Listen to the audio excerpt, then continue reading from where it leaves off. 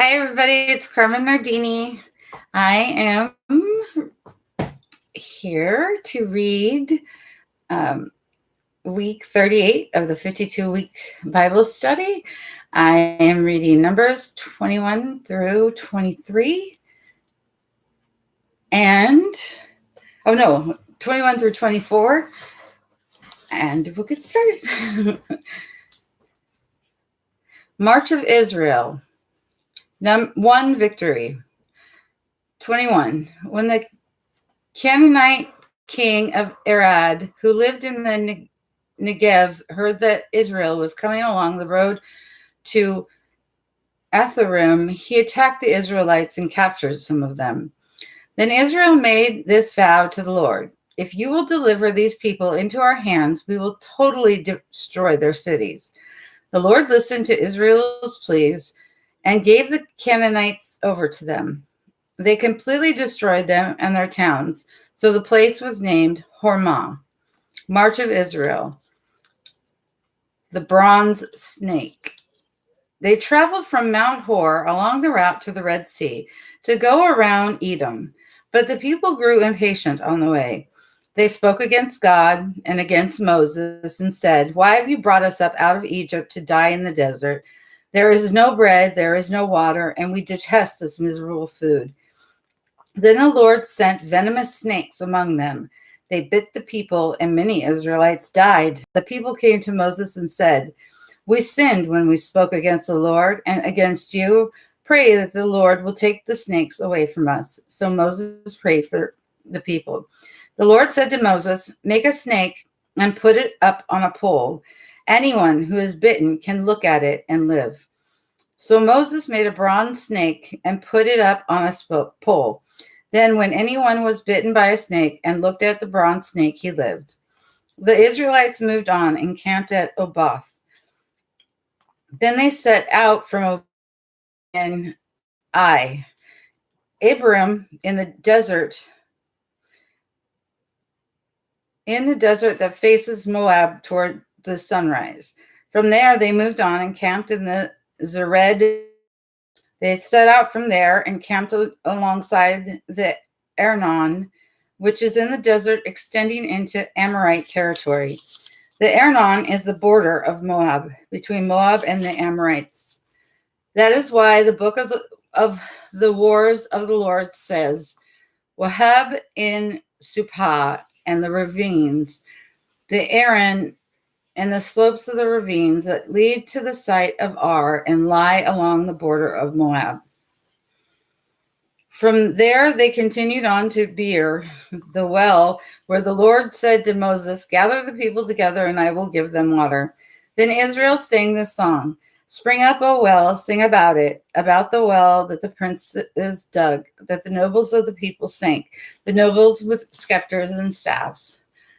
Then they went from the desert to Matana, from Matana to Nahalil, from Nahalil to Bamoth, and from Bamoth to the valley in Moab, where the top of Pisgah overlooks the wasteland. March of Israel, 2 victories.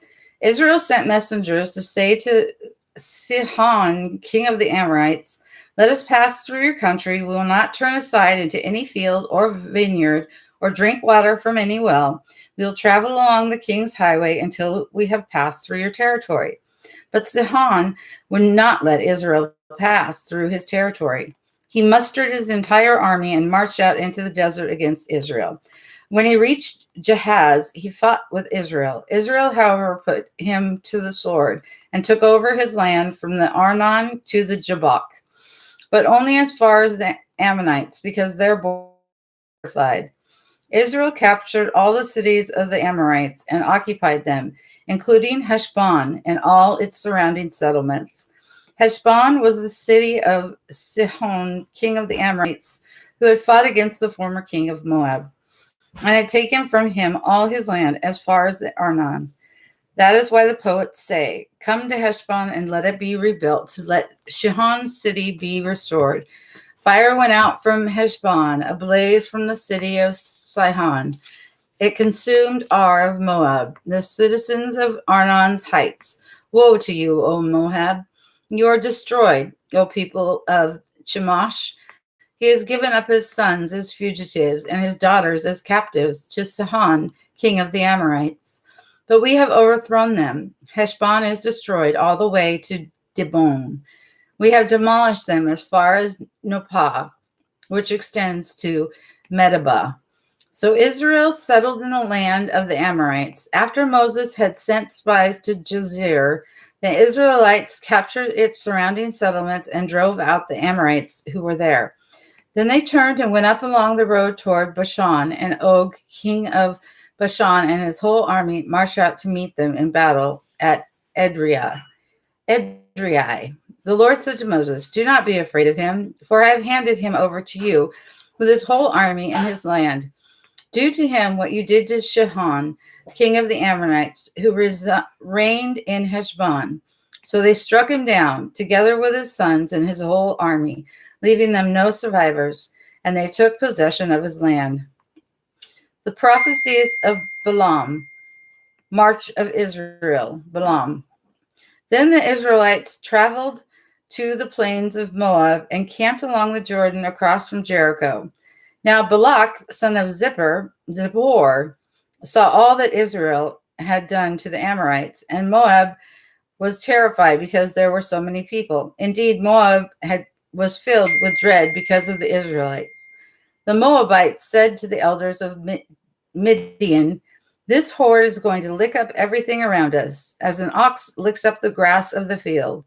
So Balak, son of Zippor, who was king of Moab at the time, sent messengers to summon Balaam, son of Beor, who was at Pethor near the river in his native land. Balak said, "A people has come out of Egypt. They cover the face of the land and have settled next to me.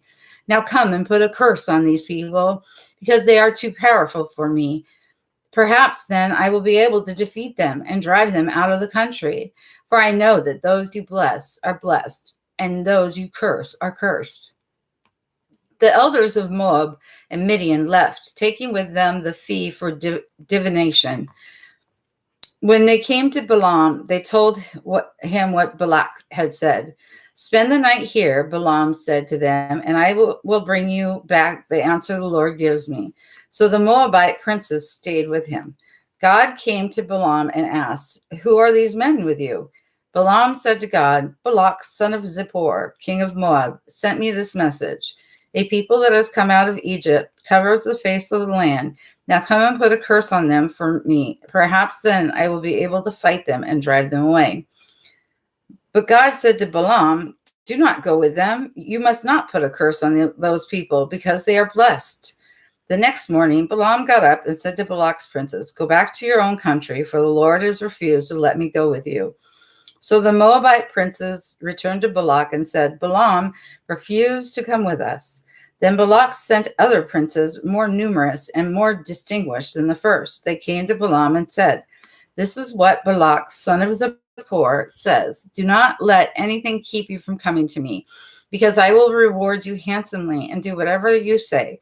Come and put a curse on these people for me." But Balaam answered them, "Even if Balak gave me his palace filled with silver and gold, I could not do anything great or small to go beyond the command of the Lord my God. Now stay here tonight as the others did, and I will find out what else the Lord will tell me."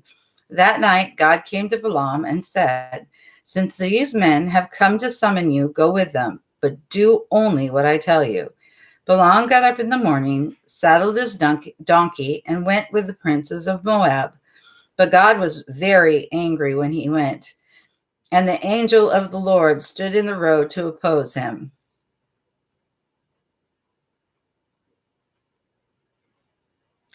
Okay. Balaam got up in the morning, saddled his donkey, and went with the princes of Moab. But God was very angry when he went, and the angel of the Lord stood in the road to oppose him. Balaam was riding on his donkey, and his 2 servants were with him. When the donkey saw the angel of the Lord standing in the road with a drawn sword in his hand, she turned off the road into a field. Balaam beat her to get her back on the road.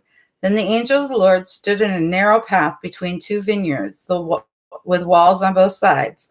When the donkey saw the angel of the Lord, she pressed close to the wall, crushing Balaam's foot against it. So he beat her again. Then the angel of the Lord moved on ahead and stood in a narrow place where there was no room to turn, either to the right or to the left. When the donkey saw the angel of the Lord, she lay down under Balaam, and he was angry and beat her with his staff. Then the Lord opened the donkey's mouth and she said to Balaam, "What have I done to you to make you beat me these 3 times?"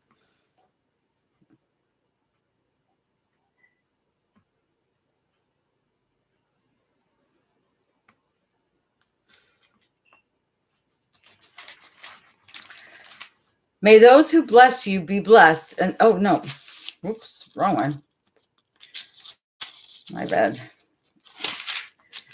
Balaam answered the donkey, "You have made a fool of me. If I had a sword in my hand, I would kill you right now."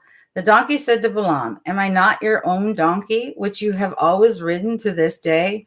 Have I been in the habit of doing this to you?" "No," he said. Then the Lord opened Balaam's eyes, and he saw the angel of the Lord standing in the road with a sword drawn. So he bowed low and fell face down. The angel of the Lord asked him, "Why have you beaten your donkey these 3 times? I have come here to oppose you because your path is a reckless one before me. The donkey saw me and turned away from me these 3 times. If she had not turned away, I would certainly have killed you by now, but I would have spared her." Balaam said to the angel of the Lord, "I have sinned. I did not realize you were standing in the road to oppose me. Now, if you are displeased, I will go back." The angel of the Lord said to Balaam, "Go with the men, but speak only what I tell you." So Balaam went with the princes of Balak. When Balak heard that Balaam was coming, he went out to meet him at the Moabite town on the Arnon border at the edge of his territory. Balak said to Balaam, "Did I not send you an urgent summons? Why didn't you come to me? Am I really not able to reward you?" "Well, I have come to you now," Balaam replied. "But can I say just anything? I must speak only what God puts in my mouth." Then Balaam went with Balak to Kiriath Huzoth. Balak sacrificed cattle and sheep and gave some to Balaam and the princes who were with him. The next morning, Balak took Balaam up to Bamuth Baal, and from there he saw part of the people. Balaam blesses Israel from high places of Baal. Balaam said, "Build me 7 altars here and prepare 7 bulls and 7 rams for me." Balak did as Balaam said, and the 2 of them offered a bull and a ram on each altar. Then Balaam said to Balak, "Stay here beside your offering while I go aside. Perhaps the Lord will come to meet with me. Whatever he reveals to me, I will tell you." Then he went off to a barren height. God met with him, and Balaam said, "I have prepared 7 altars, and on each altar I have offered a bull and a ram." The Lord put a message in Balaam's mouth and said, "Go back to Balak and give him this message." So he went back to him and found him standing beside his offering with all the princes of Moab. Then Balaam uttered his oracle. "Balak brought me from Aram, the king of Moab, from the eastern mountains. Come," he said, "curse Jacob for me. Come, denounce Israel. How can I curse those whom God has not cursed? How can I denounce those whom the Lord has not denounced? From the rocky peaks I see them, from the heights I view them. I see a people who live apart and do not consider themselves one of the nations, who can count the dust of Jacob or number the 4th part of Israel. Let me die the death of the righteous, and may my end be like theirs." Balak said to Balaam, "What have you done to me? I brought you to curse my enemies, but you have done nothing but bless them." He answered, "Must I not speak what the Lord puts in my mouth?" Balaam, the prophecy from Pisgah, the justification and power of Israel. Then Balak said to him, "Come with me to another place where you can see them. You will see only a part, but not all of them, and from there curse them for me." So I took him to the field of Zophim on the top of Pisgah, and there he built 7 altars and offered a bull and a ram on each altar. Balaam said to Balak, "Stay here beside your offering while I meet with him over there." The Lord met with Balaam and put a message in his mouth and said, "Go back to Balak and give him this message." So he went to him and found him standing beside his offering with the princes of Moab. Balak asked him, "What did the Lord say?" Then he uttered his oracle. "Arise, Balak, and listen. Hear me, son of Zippor. God is not a man that he should lie, nor a son of man that he should change his mind. Does he speak and then not act? Does he promise and not fulfill? I have received a command to bless. He has, and I cannot change it. No misfortune is seen in Jacob, no misery observed in Israel. The Lord their God is with them. The shout of the king is among them. God brought them out of Egypt, a wild ox. There is no sorcery against Jacob, no against Israel. It will now be said of Jacob and of Israel, see what God has. The people rise like a lioness. They rouse themselves like a lion that does not rest till he devours his prey and drinks the blood of his victims. Then Balak said to Balaam, "Neither curse them at all, nor bless them at all." Balaam answered, "Did I not tell you I must do whatever the Lord says?" Balaam, the prophecy from Peor, the beauty and order of Israel. Then Balak said to Balaam, "Come, let me take you to another place. Perhaps it will please God to let you curse them for me there." And Balak took Balaam to the top of Peor, overlooking the wasteland. Balaam said, "Build me 7 altars here and prepare 7 bulls and 7 rams for me." Balak did as Balaam had said and offered a bull and a ram on each altar. The prophecy from Peor continued. 24. Now, when Balaam saw that it pleased the Lord to bless Israel, he did not resort to sorcery as at other times, but turned his face toward the desert. When Balaam looked out and saw Israel encamped tribe by tribe, the Spirit of God came upon him, and he uttered his oracle.